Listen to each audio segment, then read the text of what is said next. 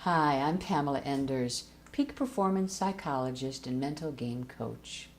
My clients come to me because they need to perform well in high stakes, high stress situations.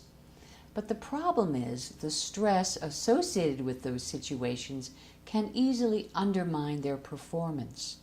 Now, why is this? Well, I've come to believe that stress makes us stupid. If you don't believe me, just think of your own life. Perhaps there was a morning this week where you woke up late, were rushing around trying to get out of the house to get to work on time, and of course you couldn't find your keys and your cell phone. You frantically looked everywhere, and then, where were they? Right on the kitchen counter in plain sight. Now, why do you think you couldn't see your keys and your cell phone earlier? Because stress makes us stupid. Here's another example. Let's say you had an important meeting with a very important person. If you can get this person's business, it means that you're likely to be promoted. So this is a big deal. You prepare well for the meeting, but then during the meeting, you stumble over your words and you forget a lot of the important points you want to make. Why? Because stress makes us stupid. You see, in stressful situations, our emotional brain hijacks our thinking brain, and therefore we flop.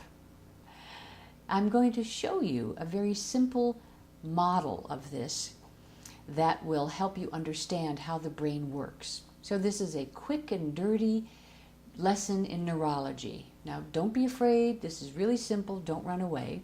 And I have Dr. Dan Siegel to thank for this. He's the person who created this hand model of the brain. So here's how it goes. Hold your hand up like this, and now put your thumb in like this. The thumb represents the amygdala, which is the part of the feeling part of the brain, the emotional part of the brain. Now wrap your fingers over the amygdala like this. This represents the thinking part of the brain, the prefrontal cortex, which is located right here behind your forehead. Now notice how the feeling brain and the thinking brain are integrated. That's because under optimal conditions, everything is fine. Thought influences feeling, and feeling influences thought. However, it's not always optimal conditions, is it? Under stress, this is what happens. We flip our lid, right? Notice how this happens? And suddenly, the emotional brain is in charge. Well, what do you do in a situation like that? Ideally, you have to find a way to engage the thinking part of the brain. So here are two easy tips for you to try. The first is simply label your feelings. Research shows that if we label our feelings, we have easier access to our thinking brain. Another thing you can do is to use this phrase, isn't it interesting that, fill in the blank. Isn't it interesting that I'm feeling so stressed? Isn't it interesting that I forgot what I was going to say? Isn't it interesting that I'm feeling so anxious?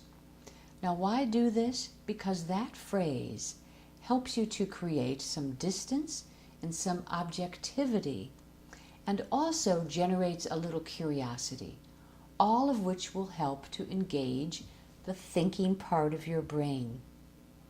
So, now you know what to do the next time you flip your lid. You're going to find ways to engage your thinking part of the brain.